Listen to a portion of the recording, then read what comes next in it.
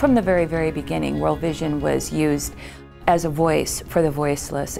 My dad saw poverty at its rawest and most heartbreaking level. When he went to Korea, he was confronted by the need of one little girl whose name we call her White Jade.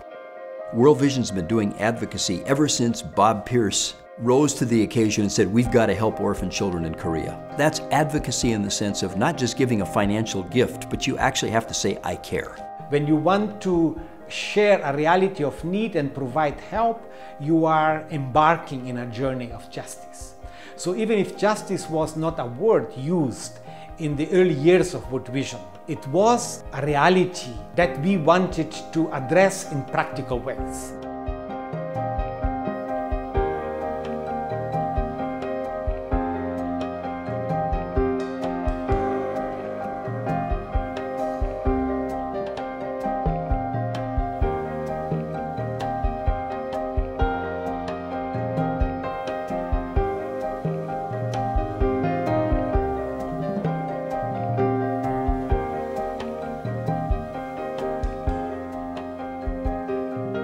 C-Sweep's purpose was to scan the South China Sea and try to help as many refugee boats as possible. We'd read horror stories about pirates taking over boats, about people sinking.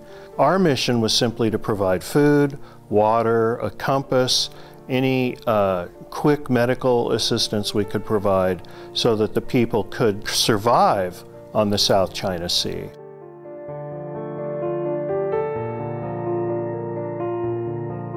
We quickly recognized that that boat those people were on could not survive at sea.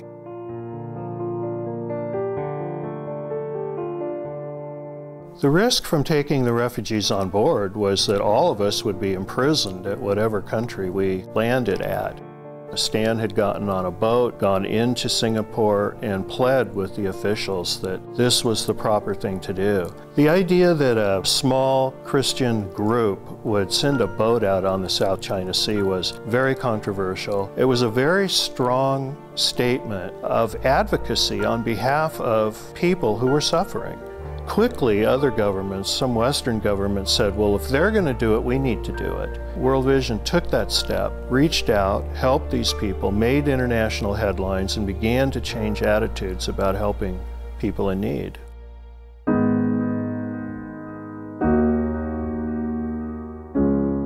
When we first heard about the famine, it was impossible to believe that a government would allow this to happen to their people.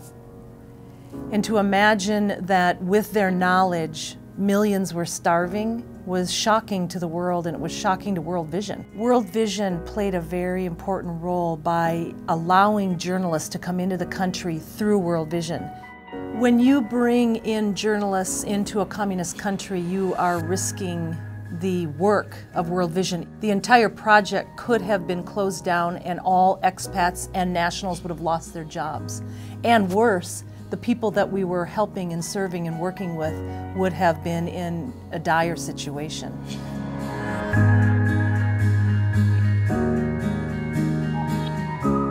It was when the world began to care.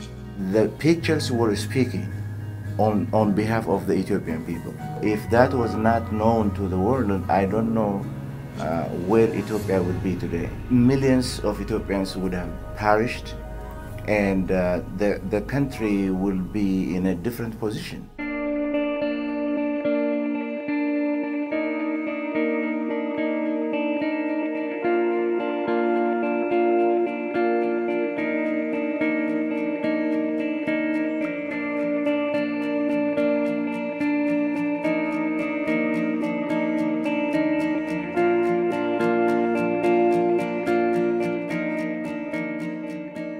We started focusing around the girl child. It was in the 90s. We had come out of the Women's Commission developing the gender policy for the partnership, but more and more recognizing that girls were at the bottom of the rung, the poorest of the poorest, and that if we were really going to be faithful to our commitment to gender and to women, And to families and communities, we really had to start looking at what was going on with the girls. And so that sort of propelled us into taking this on as a major focus.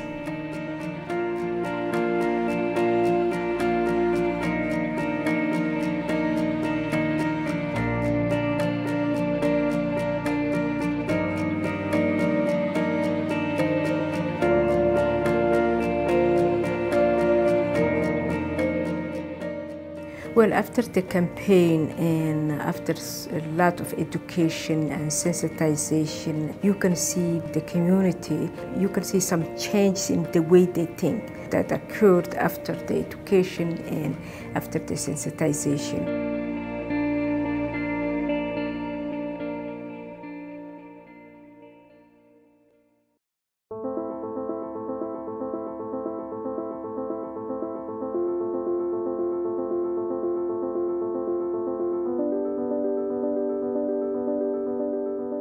My trip to Africa in 1998 was my first trip ever to Africa. I was totally unprepared for what I saw.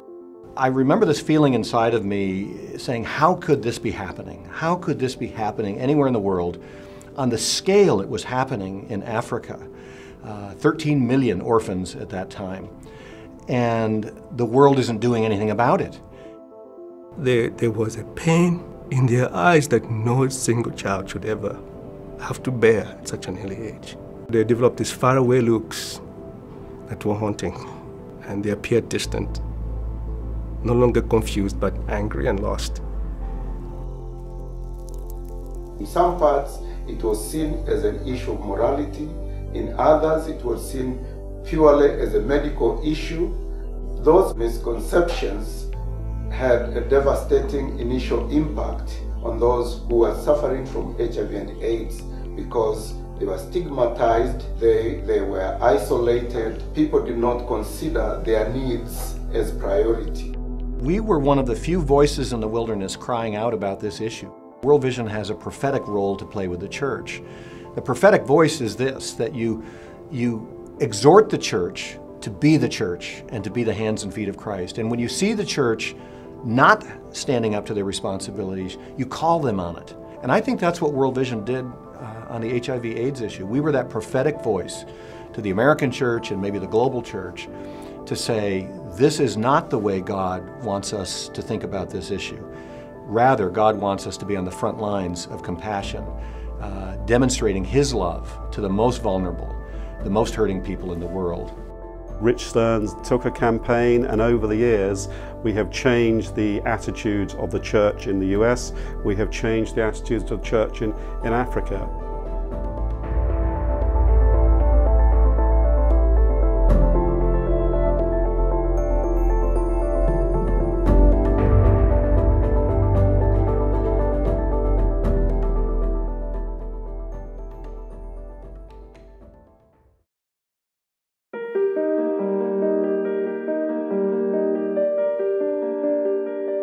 Us in World Vision India, we saw the Child Health Now campaign as bringing focus to our advocacy efforts.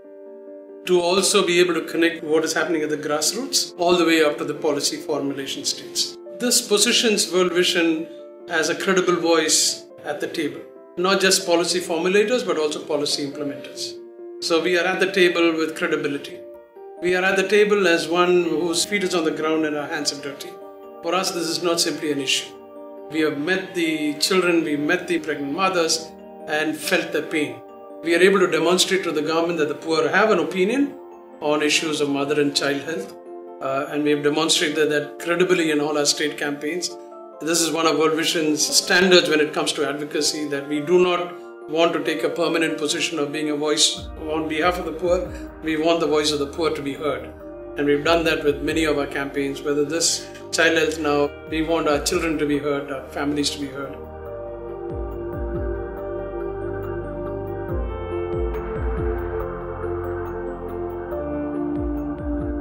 One of the key things we did was to look at the policy framework to find out if the government of Uganda had a policy framework in place, and at that moment it didn't.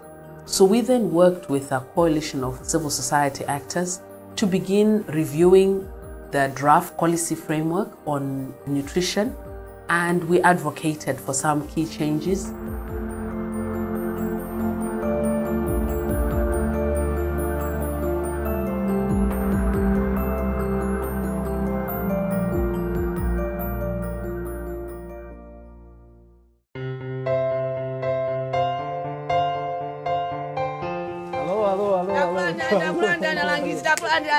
Sometimes we think of advocacy as a new add-on to the work that we've been doing, and we have been doing advocacy since we started because Christ calls us to be advocates and to help remove the injustices for those around us.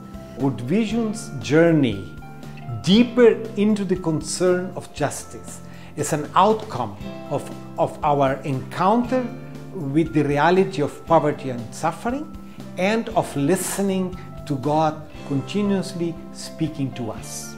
I would like the future of advocacy to be that advocacy is a strand that is woven into all our work. I'm hoping that World Vision would be seen as a positive advocacy partner of our policy and political leadership.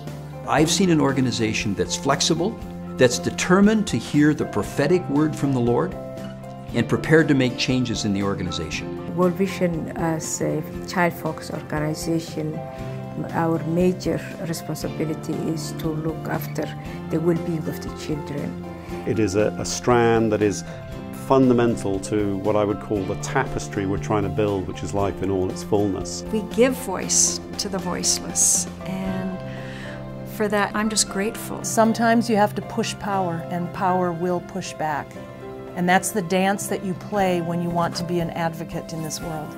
We're about how do we make a difference for the children, and we're willing to push hard, we're willing to take chances, because we said in the end it's about God.